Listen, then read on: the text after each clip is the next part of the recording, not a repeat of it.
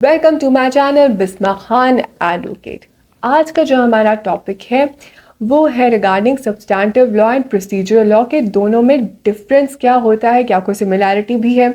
तो हम बगैर डिले के स्टार्ट करते हैं अपना लेक्चर। देखते हैं कि ये दो लॉज क्या हैं। लॉ ऑफ प्रोसीजर या प्रोसीजरल लॉ क्या है। अब उसकी डेफिनेशन जो सामान्य दी है वो है the law of procedure that branch of law which governs the process of litigation. मतलब जो प्रोसेस ऑफ लिटिगेशन है, जो कोर्ट का प्रोसेस है, वो जो ब्रांच ऑफ लॉ गवर्न करती है, रेगुलेट करती है, उसको कहते हैं प्रोसीजरल लॉ।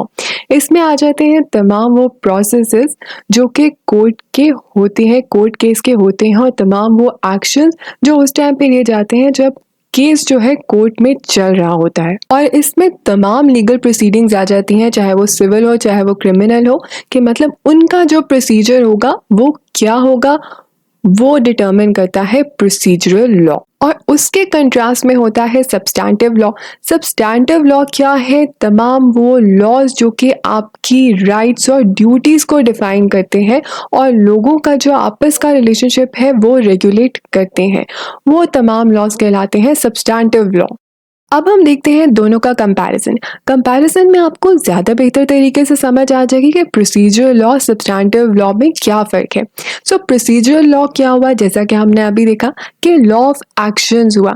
मतलब एक कोर्ट का प्रोसीजर कैसे चलेगा, एक आपका अगर कॉज अराइज हो गया है तो अब आपने कैसे उसको लेके चलना है, उसी के हिसाब से फिर सब्सटैंटिव लॉ क्या हुआ, जो लॉज रेजिड्यू हुए वो हुए सब्सटैंटिव लॉ। प्रोसीजर लॉ क्या करता है, वो डिफाइन करता है मैकेनिज्म के किस तरीके से जो राइट्स एंड ड्यूटीज है वो इन्फोर्स की जाएंगी। सब्सटैंटिव लॉ उन राइट्स एंड ड्यूटीज को डिफाइन करता है। सो प्रोसीजर लॉ क्या हुआ, वो हुआ tool to enforce to implement those rights and duties. और सब्सटैंटिव लॉ आपको बताएगा कि आपका राइट क्या है, ड्यूटी क्या है। Procedure law is related to the matters inside the court. मतलब कोर्ट के अंदरूनी मामलात क्या है, कैसे चलेंगे, वो बताएगा हमें प्रोसीजरल लॉ। मतलब कोर्ट प्रोसीडिंग्स को गवर्न करता है प्रोसीजरल लॉ। और सब्सटैंटिव लॉ क्या है, जो भी मैटर्स हैं आउटसाइड ऑफ द कोर्ट वो गवर्न करता है सब्सटैंटिव लॉ। फिर वही बात आगे कि राइट्स एंड ड्यूटीज क्या है, आपको लॉ ने क्या बताया, क्या करना है क्या नहीं करना है, वो आता है सब्सटैंटिव लॉ में। फिर एग्जाम्पल ले लेते हैं कि एक केस हुआ, ठीक है, एक कॉज अराइज हुआ। अब वो कॉज जो है उसमें कौन सा फैक्ट है that could be presented as evidence of the wrong, as proof of the wrong, वो हमें बताएगा प्रोसीजरल लॉ। और सब्सटैंटिव लॉ हमें क्या बताएगा कि ये जो एक्ट हुआ है या ये जो फैक्ट है, क्या ये रॉन्ग कंसिडर हो सकता है, क्या ये कंसिडर किया जा सकता है कि ये इन्फ्रिंजमेंट ऑफ राइट है, वो गिवन होगा सब्सटैंटिव लॉ में। फिर उसके बाद एक और एग्जाम्पल देख लेते हैं कि अगर एक ऑफेंस है वो कमिट होता, अब उसकी समरी प्रोसीडिंग्स होंगी कि उसकी इंडाइटमेंट होगी, वो हमें पता चलेगा प्रोसीजरल लॉ से। सब्सटैंटिव लॉ हमें क्या बताएगा कि वो जो ऑफेंस है उसकी पनिशमेंट क्या है, क्या फाइन है, क्या इम्प्रिजनमेंट है, कितना फाइन है, कितनी इम्प्रिजनमेंट है, ये हमें पता चलेगा सब्सटैंटिव लॉ के थ्रू। प्रोसीजरल लॉ में फिर जो एग्जांपल्स आ जाती हैं वो है सिविल प्रोसीजर कोड 1908, जो कि सिविल प्रोसीजर को गवर्न करता है एज द नेम इम्प्लाइज, और क्रिमिनल प्रोसीजर कोड 1898 जो कि क्रिमिनल प्रोसीजर को गवर्न करता है। फिर आ जाता है सब्सटैंटिव लॉ में पीपीसी पाकिस्तान पीनल कोड 1860, वो बताते हैं हमें कि ऑफेंसेस क्या है, पनिशमेंट्स कितनी है, कौन सी हैं, और द कॉन्ट्रैक्ट एक्ट 1872। एक और एग्जांपल देती हूँ जिससे आपके जो कॉन्सेप्ट्स हैं बिल्कुल क्रिस्टल क्लियर हो जाएंगे। एक बंदा है, वो एक चीज़ उठा लेता है जो उसकी ओनरशिप में नहीं है। अब उसका ये एक्ट क्या थेफ्ट समझा जाएगा, क्या चोरी समझा जाएगा, ये हमें बताएगा सब्सटैंटिव लॉ। क्या वो चोरी है कि नहीं, इसकी सजा कितनी होगी, ये सब आएगा सब्सटैंटिव लॉ में। और उसके खिलाफ केस कैसे लड़ा जाएगा, किस तरीके से जस्टिस जो है उसको इम्प्लीमेंट किया जाएगा, पहले एफआईआर होगी, उसके बाद कैसे केस प्रोसीड करेगा, वो हमें बताएगा प्रोसीजरल लॉ। ये जो हम बात कर रहे हैं कि सब्सटैंटिव लॉ और प्रोसीजरल लॉ में डिफरेंस है, इस चीज़ को सामन ने क्रिटिसाइज किया है और सामन कहता है कि ये डिस्टिंक्शन ठीक नहीं है, क्योंकि सामन के हिसाब से ये जो डिफरेंस है ये सिर्फ फॉर्म में है, उसके सब्सटेंस में नहीं है। मतलब उसका कहना है कि ये प्रैक्टिकली दोनों एक ही चीज़ें हैं, सिर्फ फॉर्म चेंज हो गई है रूल्स की, वरना प्रैक्टिकल इशू पर तो उसका कोई इफेक्ट नहीं आता कि आप जो है डिफरेंशिएट करें कि जी ये प्रोसीजरल लॉ है, ये सब्सटैंटिव लॉ है। मोर और लेस बात वो दोनों एक ही कर रहे होते हैं। सो वो जो डिफरेंस है वो फॉर्म में है, वो सब्सटेंस में नहीं है। सामन ने 3 क्लासेस दी हैं।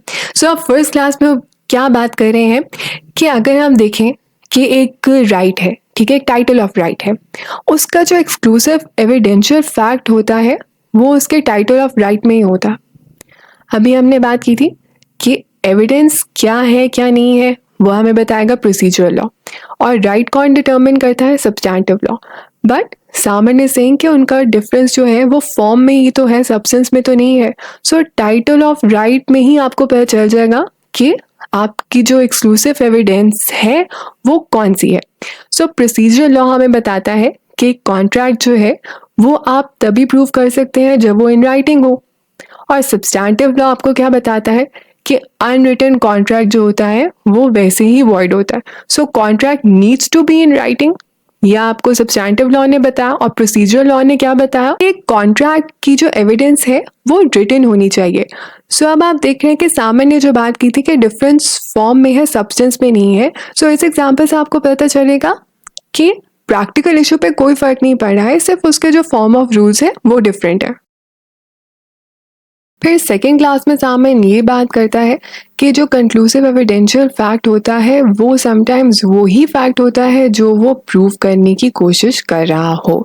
मतलब प्रोसीजरल लॉ में क्या है, एक बच्चा है वो 8 साल से कम का है, तो प्रोसीजरल लॉ हमें कहता है कि उसकी क्रिमिनल इंटेंशन नहीं हो सकती, वो केपेबल ही नहीं है to come up with a criminal intention, उसका वो क्रिमिनल माइंडसेट होता ही नहीं है खुद से। और सब्सटैंटिव लॉ हमें क्या बताता है कि इस उम्र से कम का बच्चा, मतलब 8 साल से कम का बच्चा वैसे ही पनिशमेंट से एग्जेम्प्ट है। फिर आती है थर्ड क्लास।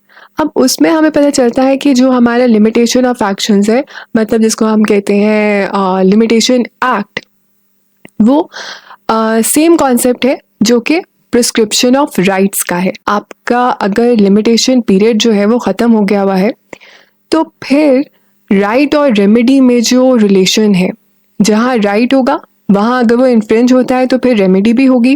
अब ये जो रिलेशन है after that limitation period is over, तो प्रोसीजरल लॉ कहता है कि ये रिलेशन डिस्ट्रॉय हो जाता है, और सब्सटैंटिव लॉ फिर आपका राइट इटसेल्फ ही डिस्ट्रॉय कर देगा कि अब क्योंकि लिमिटेशन पीरियड आपका गुजर चुका है तो इसीलिए अब आपका राइट रहा ही नहीं है।